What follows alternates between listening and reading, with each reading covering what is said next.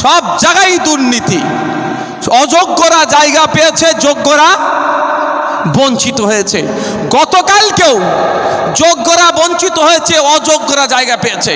কারণ মাঠের মধ্যে যারা মেসিকে ঘিরে রেখেছিল তারা অযোগ্যের জন্যই বলছি, তারা বিনা টিকিটে ঢুকেছে, তাদেরকে টিকিট কাটতে হয়নি। আর আমাদের মতো যারা 4,000, 5,000, 8,000, 10,000, 12,000, 15,000 টাকা দিয়ে টিকিট কেটেছি, মানে আমরা বৈধ, আমরা যোগ্য, আমরা মেসিকে দেখতে পেলাম না। তৃণমূল কংগ্রেস একটা জায়গায় ভালো কাজ করে, বাকি সব জায়গাটাই ফেল। জায়গাটার নাম কি বলুন তো? ভোট চুরি। ভোট চুরি ছাড়া এরা ভালো কিছু আজ পর্যন্ত করতে পারেনি। একটা ভালো কাজের কথা বলুন, যেই ভালো কাজটা এদের দ্বারাই হয়েছে।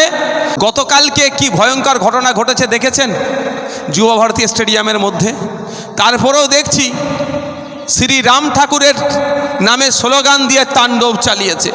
আমি বলেছি, আজকেও বলছি, আমার ভিডিও যদি শুনতে পান, প্রকৃত যারা রাম ভক্ত তাদের বলবো, এই উচ্ছৃঙ্খল যারা রাম ভক্তরা মাঠে নেবে দাবাদাবি করলো, একটা খেলার জায়গাতে ধর্মীয় জায়গায় পরিণত করতে গিয়ে শ্রী রাম ঠাকুরকে যারা অপমান করছে, আপনারা এগিয়ে আসুন, এদের হাত থেকে ওই পতাকাকে প্রকৃত রাম ভক্তরা কেড়ে নিন, কারণ এরা আপনাদের বদনাম করবে।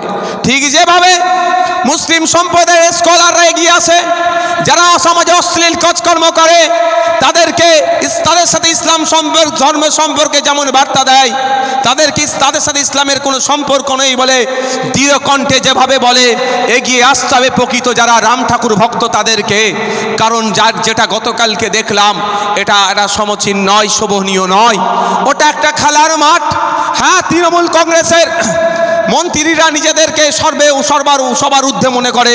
ইভেন যদি খাতায় কলমে সুযোগ থাকতো, মেসি যে ব্যালেন্ডিওগুলো পেয়েছিল, ক্রিশ্চিয়ানো রোনাল্ডো যে ব্যালেন্ডিওগুলো পেয়েছিল, যদি এদের হাত থাকতো দেখতেন, সেটাকেও এরা ঘুরিয়ে নিয়েছে।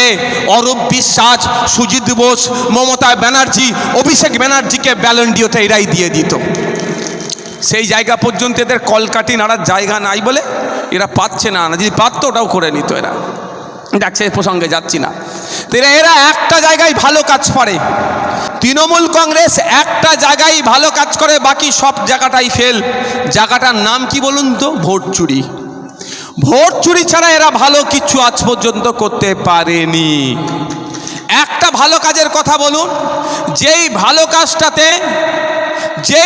কাজটা এদের দ্বারাই হয়েছে। সব জায়গায় দুর্নীতি। অযোগ্যরা জায়গা পেয়েছে, যোগ্যরা বঞ্চিত হয়েছে। গতকালকেও যোগ্যরা বঞ্চিত হয়েছে, অযোগ্যরা জায়গা পেয়েছে। কারণ মাঠের মধ্যে যারা মেসিকে ঘিরে রেখেছিল তারা অযোগ্যের জন্যই বলছি, তারা বিনা টিকিটে ঢুকেছে, তাদেরকে টিকিট কাটতে হয়নি।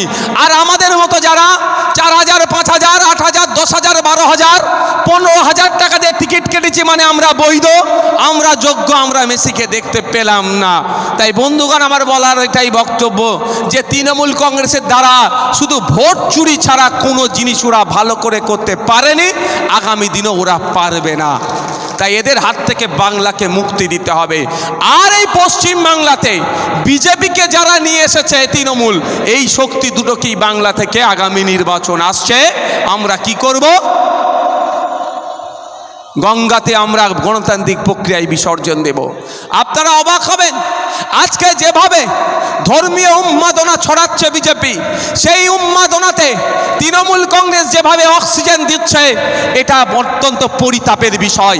আজকে সম্প্রীতির বাংলা, ঐক্যের বাংলাতে, সৌহার্দ্যের বাংলাতে সমস্ত বিষয়ে ধর্মীয় বিভাজন তৈরি হয়ে গিয়েছে। অপরাধীর আজকে ধর্মকে নিয়ে চর্চা হচ্ছে। ধর্ম দেখে অপরাধীকে তার অপরাধের কতটা গুরুতর অপরাধ সেটা জাস্টিফাই হচ্ছে। এর থেকে যদি না আমি বাড়িয়ে আসতে পারি, সমাজ অচিরেই ধ্বংস হয়ে যাবে। তাই আজকে রক্তদান শিবির হচ্ছে। বিজেপি আর তৃণমূলকে আমরা বলতে চাই, আপনারা তো সব জায়গায় ধর্ম আর রাজনীতিকে গুলিয়ে ফেলেন। সব জায়গায় বিজেপি সব জায়গার মধ্যে ধর্মকে তিনারা এস্টাবলিশ করতে চায়, আর তৃণমূল কংগ্রেস অপদার্থরা সব জায়গাতে রাজনীতির পরিচয় আনতে চায়। তাই আমি আজকে এই রক্তদান শিবির থেকে বলতে চাই, তাহলে আমরা এই 800,000 যে ডোনার হয়েছে এই রক্তের প্যাকেটে ধর্মটাকে উল্লেখ করে দিই, রাজনৈতিক পরিচয়টাকে উল্লেখ করে দিই, তাহলে দেখবো বেটা বিজেপি গুলোকে যে বেটা তোমরা বলো ধর্ম ধর্ম ধর্ম, হিন্দু হিন্দু ভাই ভাই বলে পশ্চিম বাংলার সম্প্রীতি ঐক্যকে বিনষ্ট করতে চাইছো। কোন বিজেপির নেতার যদি কোনো সময় রক্তের প্রয়োজন হয় ওই ব্লাড ব্যাংকে গিয়ে জানো ওই ব্লাড ব্যাংকের এখানে লেখা থাকবে যে অমুক ধর্মের ব্লাড রক্ত, তাহলে ওইটাকে নিশ্চিতভাবে নেবে না। তাহলে আমাদের দাবি তুলবো আমরা কি, যদি সব জায়গায় তোমরা ধর্ম ধর্ম করো, অপরাধীর তোমরা অপরাধের আপনার কত ডিপলি অপরাধ করেছে সেটা জানার জন্য যদি আপনারা তার ধর্ম পরিচয়কে টেনে আনেন, অপরাধী যদি মুসলমান হয় নওশাদ সিদ্দিকী এড়িয়ে যাচ্ছে, অপরাধী যদি হিন্দু হয় বিশ্বজিৎ দা এড়িয়ে যাচ্ছে, যদি এই মানসিকতা আমাদের মধ্যে চলে আসে তাহলে আমরা কিন্তু আগামী দিনে যে ব্লাড ব্যাংকগুলো হবে ওই সমস্ত কুলাঙ্গার যারা অপরাধীর ধর্ম দেখে বিচার করে, ওই সমস্ত কুলাঙ্গার যারা সব জায়গায় রাজনীতিকে গুলিয়ে দিতে চায়, তাদের জন্য আমরা আলাদা একটা ব্যবস্থা করব। তাদেরকে বলবো যদি আপনারা সব জায়গায় রাজনীতিটাকে প্রাধান্য দেন, তাদেরকে বলবো যদি সব জায়গায় আপনারা ধর্মটাকে টেনে নিয়ে আসেন, তাহলে আগামী দিনে এই ব্লাড ব্যাংকে গিয়েও আপনাকে বলতে হবে আপনি অমুক ধর্মের মানুষ, আমাকে অমুক ধর্মের রক্ত দাও, আমি অমুক পার্টি করি, আমাকে অমুক পার্টির রক্ত দাও। তার বেলায় হবে, এরা করবে কই? আজকে তাহলে এখানে আমরা করে দিই, যেখানে অমুক পার্টির রক্ত দিয়েছে একবারের জন্য আমরা ভেবেছি কথা, আমরা ভেবেছি কেউ না কোন ধর্মের মানুষ রক্ত দিয়েছে একবারের জন্য ভেবেছি? আমরা ভাবিনি, আমরা ভাববো না, এটা আমাদের কোনোদিন আসে না। কিন্তু আজকে পরিতাপের বিষয়, আজকে আমি বলতে বাধ্য এই জন্যই হচ্ছি, আজকে শাসক তৃণমূল কংগ্রেস আর প্রধান অপোজিশন দল বিজেপি মিলে পশ্চিম বাংলার মানুষকে আজকে বিভ্রান্তের মধ্যে রাখছে, পশ্চিম বাংলার মানুষকে আছে সাম্প্রদায়িকতার দিকে ঠেলে দিচ্ছে, পশ্চিম বাংলার মানুষকে আজকে হিংসার দিকে ঠেলে দেওয়ার চেষ্টা করছে। তাই যদি এই ধরনের ওরা করতে চায় ওদেরকে জবাব দেওয়ার জন্য তাহলে আমরা ওদেরকে এই বার্তা দিতে চাই, যদি সত্যিকারের অর্থে শুভেন্দু অধিকারী তুমি হিন্দু হিন্দু ভাই ভাই গল্প শোনাচ্ছ, যদি মনে করো সত্যিকারের তুমি হিন্দুদের ভাই ভাই মনে করো, তাহলে তুমি তোমার যে পেট্রোল পাম্প আছে সেই পেট্রোল পাম্পের সামনে লিখে দাও হিন্দু হিন্দু ভাই ভাই, মুসলমানের জন্য তেল বিক্রি নাই। লিখবে? মনে হয় লিখবে, তখন ব্যবসা ভালো বুঝবে। আর শুভেন্দু অধিকারী বর্তমান যে দলে আছে সেই দলের নেতারা যারা যেটা একটা মানুষের মধ্যে সম্প্রীতি ঐক্যকে বিনষ্ট করার চেষ্টা করছে, তাদের কাছে আমার বার্তা, তাহলে আপনারাও এক কাজ করুন, রাজ্য সরকারকে লিডার অফ অপোজিশনকে দিয়ে, অপোজিশন চিফ হুইপকে দিয়ে একটা প্রস্তাব আনুন, যেই প্রস্তাবটা এটাই যে ব্লাড ব্যাংকে এবার যে ব্লাডের প্যাকেট থাকে ওখানে কে ব্লাড দিচ্ছে তার নাম আর তার ধর্ম তার রাজনৈতিক পরিচয়টা উল্লেখ করার কথা লিখে দিন, তাহলে দেখবো কত বড় আপনারা রক্তের প্রয়োজন হয়েছে। তখন আর বলেনি যে ভাই আমি বড় সনাতনী, আমি বড় মুসলমান, আমি বড় খ্রিস্টান, আমি বড় শিখ, আমি বড় দলিত, আমি বড় আদিবাসী, আমি আদিবাসী, আমার আদিবাসী রক্তের প্রয়োজন হবে দাও, আমি মুসলমান, আমার মুসলমানের রক্ত দাও, আমি বড় হিন্দু, আমাকে হিন্দুর রক্ত দাও, কথা বলে কোনোদিন? এ কথা বলে না। তখন কি বলে? আমার ও পজিটিভ, ও নেগেটিভ, এবি পজিটিভ, এই ধরনের যা নেগেটিভ যার যেটা দরকার লাগে সেই রক্ত দাও। যখন আমরা রক্তদানের জন্য রাজনৈতিক পরিচয় আমরা দেখি না, রক্তের যখন প্রয়োজন হয়, যখন আমরা রাজনৈতিক পরিচয় দেখি না, তাহলে আমরা কে এসে গেছি?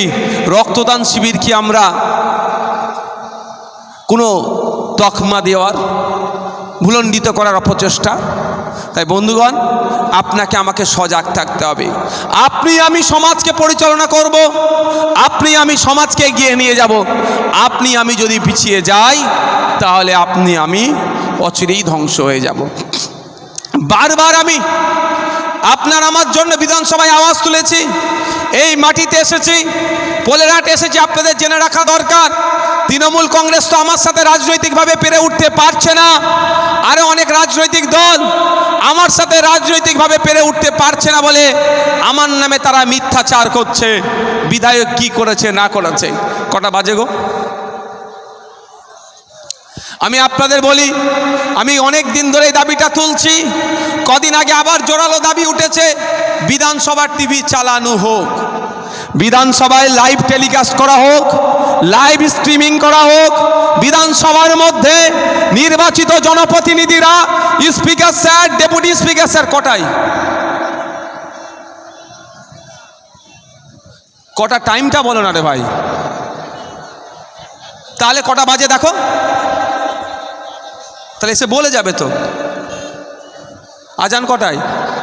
আচ্ছা, আজান হওয়ার 5 মিনিট আগে আমাকে বলে দেবে লাইভ। আচ্ছা, আপনারা আপনাদের বিধায়ক আমি তো, বিগত দিনে অন্যজন ছিল, 1952 সাল থেকে অনেকজনকে ভোট দিয়েছেন। আপনাদের বিধায়ক আইনসভায় গিয়ে আপনাদের কথা কি বলছে আপনাদের জানা দরকার আছে না নাই? কিভাবে জানবেন? আমি তো এখানে এসে অনেক অসত্যও কথা বলতে পারি, যদি আমি বলবো না, কোনোদিন বলিনি আর বলবো না। তার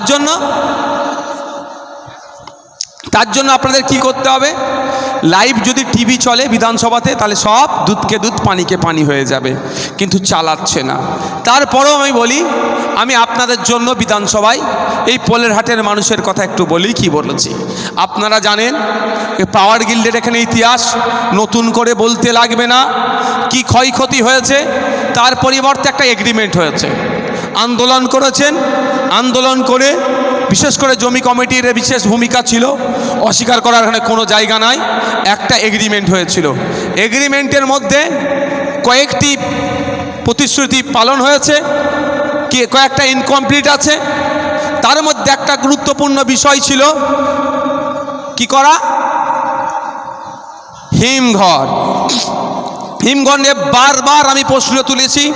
কদিন আগে আমাদের ডিপার্টমেন্টাল একটা এভিডেন্স ছিল,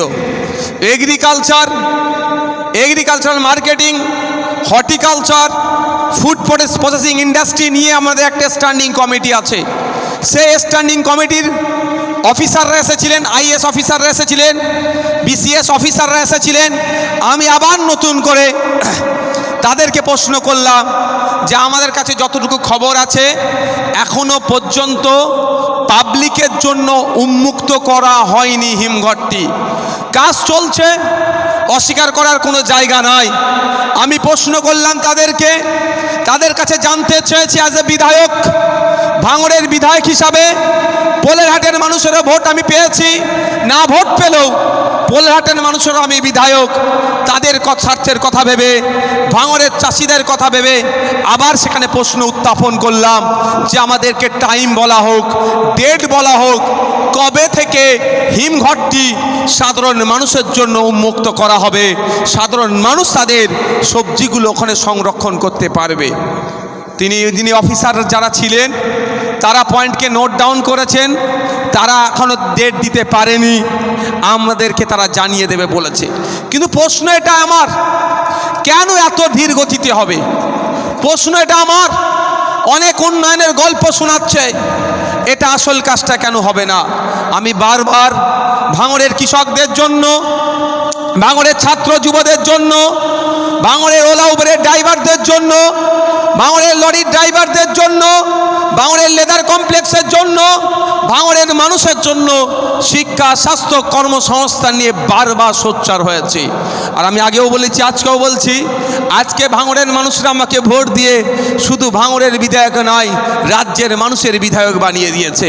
কদিন আগে আমাদের বাড়িতে গিয়েছিলেন, আমার অফিসে গিয়ে তারা ডেপুটেশন আমাকে দিয়ে এসেছে।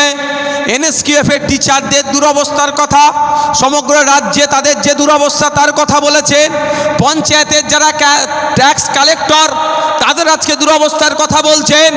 আনএডেড মাদ্রাসার টিচাররা বলছেন, প্রাইমারি, আপার প্রাইমারি থেকে শুরু করে 7th SLSTর টিচাররা বলছেন, হবু টিচাররা বলছেন, সারা রাজ্যে যা সমস্যা হচ্ছে তারা আজকে আপনাদের বিধায়কের শরণাপন্ন হচ্ছে, দ্বারস্থ হচ্ছে। এই জন্যই যে কেউ বলুক আর নাই বলুক, বিধানসভার মধ্যে অন্তত ভাঙড়ের মানুষরা যাকে ভোট দিয়ে পাঠিয়েছে সে মানুষের কথা বলবে।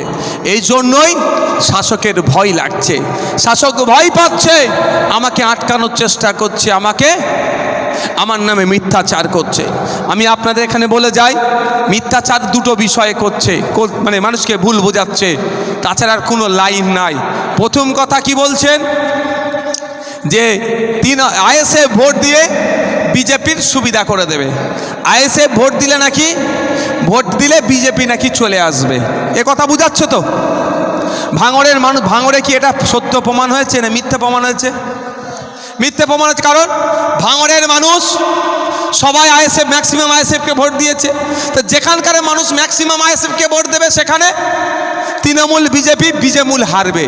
আর আমরা চাই তো বিজেমূল হারুক। যে তৃণমূল ক্ষমতায় এসে ওবিসি সার্টিফিকেটকে ধ্বংস করলো, যেই তৃণমূল ক্ষমতায় এসে ওয়াকফ সম্পত্তি ধ্বংস বিজেপি করছে তাকে সাথ দিল, যেই তৃণমূল ক্ষমতায় এসে ওয়াকফ নিয়ে আন্দোলন করার জন্য মিথ্যা 3000 মানুষের নামে মামলা দিয়েছে, যেই তৃণমূল ক্ষমতায় এসে আদিবাসীদের জলজমি জঙ্গলের অধিকার বিজেপি কেড়ে নিচ্ছে তার সাথ দিচ্ছে, যেই তৃণমূল ক্ষমতায় এসে ফেক ST/SC সার্টিফিকেট নন ST/SCদের হাতে তুলে দিল, সেই বিজেমূলের পরাজয় আপনারা চান তো নাকি? আজকে ভাঙড়ের মানুষ ঐক্যবদ্ধ হয়ে সংখ্যাগরিষ্ঠ মানুষ ভোট দিয়েছে তৃণমূল বিজেপির বিরুদ্ধে বলেই তো আজকে জিততে পেরেছি। তাহলে মানুষের উপরে নির্ভর করছো তো? আমি আপনাদের প্রমাণ আমি দিয়ে দিচ্ছি। আমি একটা চ্যালেঞ্জ করেছি তৃণমূলের নেতাদের কাছে। চ্যালেঞ্জটা কি?